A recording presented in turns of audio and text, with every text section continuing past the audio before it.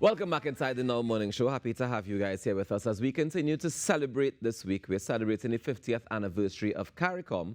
And joining us via Zoom, I want to welcome the Secretary General of CARICOM, the 8th Secretary General, that is Dr. Carla Barnett. She joins us via Zoom. Good morning to you, Dr. Barnett. Good morning to you, sir. How are you today? I'm fine, thank you. And how are you? I am fine. I am fine. We're looking forward to lots of celebration and all that goes along with that this week. Most definitely. Now, before we get into the 50th anniversary celebrations, I want us to go back in time and get a little bit of the history and some of the challenges and some of the things that we've been celebrating over the past 50 years. Can we start with the Treaty of Chaguaramas? Can we get a breakdown as to what the treaty was and how it formed the CARICOM? Well, the original Treaty of Chaguaramas created the Caribbean community. It succeeded CARIFTA. If you go back, there was a CARIFTA organization, which was really just a free trade area. And the heads, in their wisdom at that time, four heads initially, agreed that there was a need within our region to raise the level of integration in order to allow countries to have a bigger space in which to develop. And so it grew from a free trade area to a community in which it was not only about moving goods and services, it was about people moving, it was about collaboration in areas of health, education. It was about coordinating foreign policy so that together as a region we would have a greater impact on the rest of the world. And so the CARICOM process differed significantly from the CARIFTA process. And so we've been building CARICOM now for 50 years. Yeah. Dr. Barnett, good morning. This is Kimberly here. I just wanted to jump in quickly because I wanted to get just an overview in terms as it relates to the CSME. You mentioned that single market economy. And so as we look back from then to now, how has it been able to help people within the CARICOM states? Yeah, well, what the single market realize, of course, that the single market isn't a thing. It isn't a place in time. It isn't a touchy-feely kind of thing. It is a way of living, a way of working. And so as we break down barriers over time between ourselves, as we ensure that we are able to move goods and people more freely across the region, our single market is coming into being. Sometimes we feel as if we have not made any progress, but the reality is that there are very few on the good side in terms of items that we trade physically. There are really very few items among ourselves that we have issues with. We've managed to remove all of the restrictions among ourselves.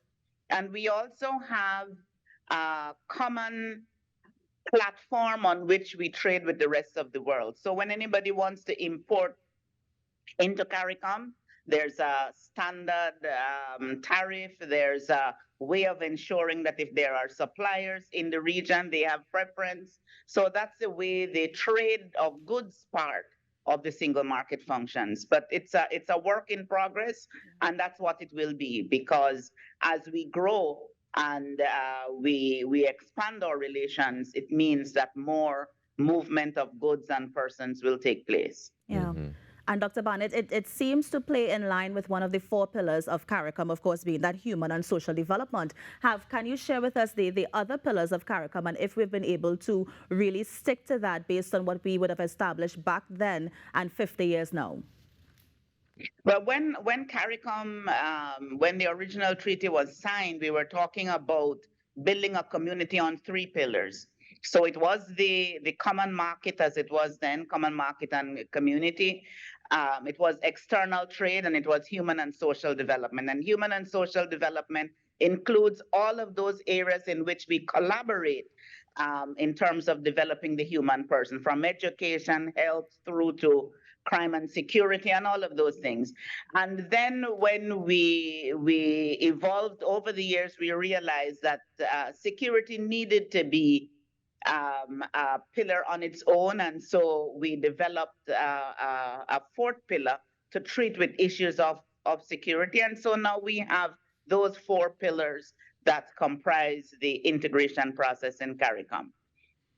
Now, Dr. Barnett, you mentioned the single market economy, you mentioned the security cooperation. What are some of the things that we should be proud of in the last 50 years that CARICOM has been able to accomplish? I know we have the Caribbean Court of Justice, we have the Caribbean Development Bank, but what else should we be proud of as Caribbean nationals? The two agencies that I like to, at this psychological point in time, that I like to highlight, one is CARFA. You would be aware that CARFA led this region through the COVID pandemic, ensured that we were on the cutting edge of information, that we could access as much vaccines. As difficult as that was, CARFA was part of the process of treating with that. And so CARFA is one of the agencies that I like to point out as one that we really need to be proud of. And the Mm-hmm. other is SEDIMA. SEDIMA is the agency in the region that works at the regional level to coordinate response after a natural disaster. And it works with a range of national disaster agencies across the region. SEDIMA includes, of course, not only CARICOM countries, member countries, but other countries in the CARICOM region as well, because that collaboration is important in times of emergencies. And SEDIMA does very well in ensuring that countries are organizing their disaster responses as best as possible and that resources are available to the extent that they can. It's a very difficult thing sometimes because as a region, we need to mobilize resources for many things. And so we have to ensure that we mobilize our resources to ensure that SEDIMA can do its work and be in a position to respond. And so far, SEDIMA is one of the agencies that has really helped the community and member states individually in the event of a disaster. So those are the two that I like to highlight at this time. Dr. Barnett, now I understand there is a community agricultural policy, and so I'm wondering how is that going to fit in with, of course, the region's thrust to decrease that import bill by 25% by 2025. How is CARICOM working and to help to achieve that particular objective? This is one of the areas that is first line priority for us. One of the things that we discovered during the COVID pandemic is that because we import a lot of the food we consume, when the shipping services are onshore, are uncertain for any reason, then we have uncertainty regarding our food supply. There are countries in this region that have the capacity to produce large amounts of food. And even our smaller territories are able to increase their food production, especially if they utilize new approaches to agriculture, protected agriculture, and encouraging wider cultivation. And so the 20 by 2025 plan commenced preparation before COVID. So we started to talk about that before COVID. COVID intervened, and as a result of all of the discontinuities there was some slowdown in the implementation of that. Since COVID, there has been really active work. We have all of our countries already beginning to produce more food, and whenever we meet as a conference of heads, the president of Guyana, who leads the charge on agriculture and food and nutrition security, presents the update. It's a really well organized process where the ministers of agriculture and the technical persons in the agriculture ministries across the region, with the help of international agencies such as FAO, such as ICA, bring the technology to bear. And we're involving the private sector as well, because at the end of the day, it will be private concerns that continue to grow and produce food. One of the major constraints, of course, in CARICOM is transportation. And so to ensure that food produced in one part of the region can reach other parts of the region, we're also at the same time working to see how we can improve the capability to transport food and people across the region. So that's a major challenge that we have to address in an efficient, effective way, because it's been a long time constraint to movement of goods and people across Yeah. the region. Dr. Barnett, I was actually going to ask you about that challenge. What do you think causes us to have such challenges when it comes to transport and transporting goods and people, and why is it so expensive across the region?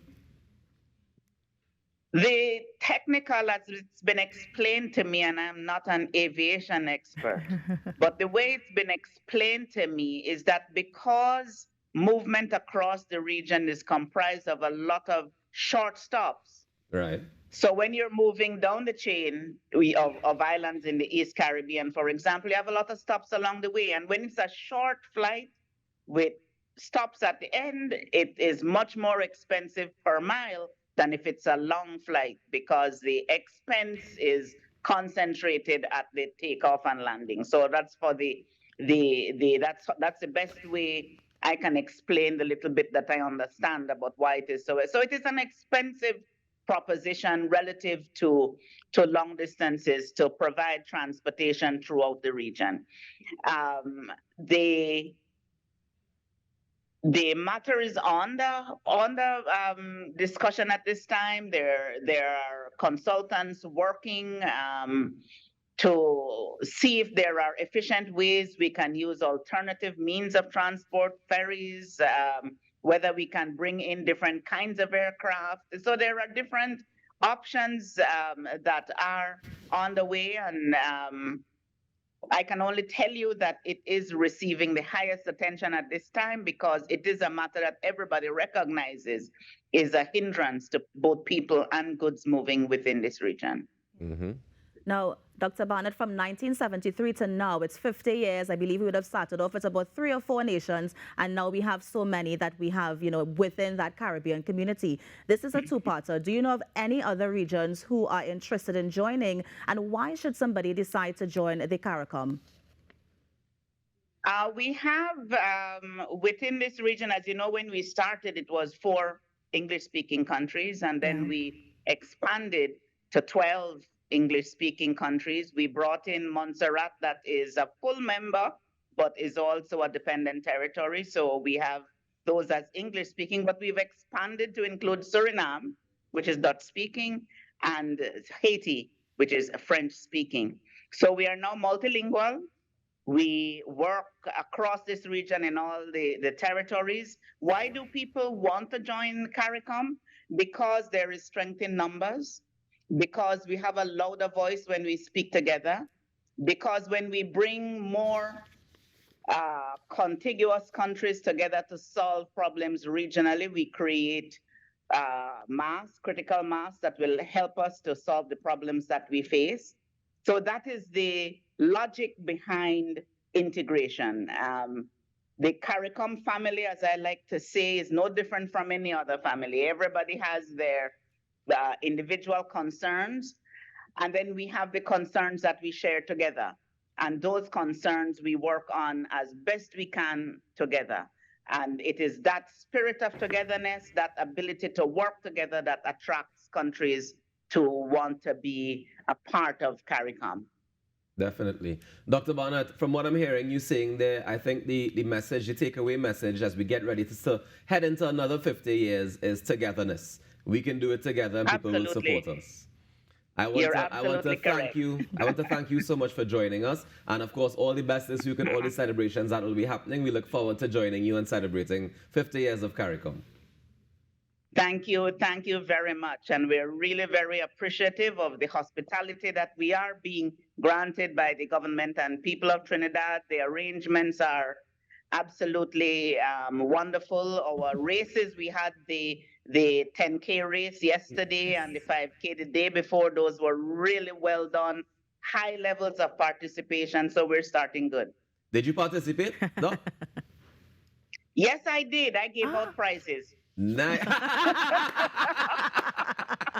Thank you so much, Dr. Barnett. Enjoy the rest of your day. Have a good one. All right, take care. All right, thank you too. Thank you very much. All right, that's Dr. Carla Barnett. She gave out prizes. Secretary General at CARICOM there. She said she participated in the 5K. She gave out prizes. That is participation too. We take a quick break, and when we come back, we head to the Reverb Experience 2023. Stay tuned.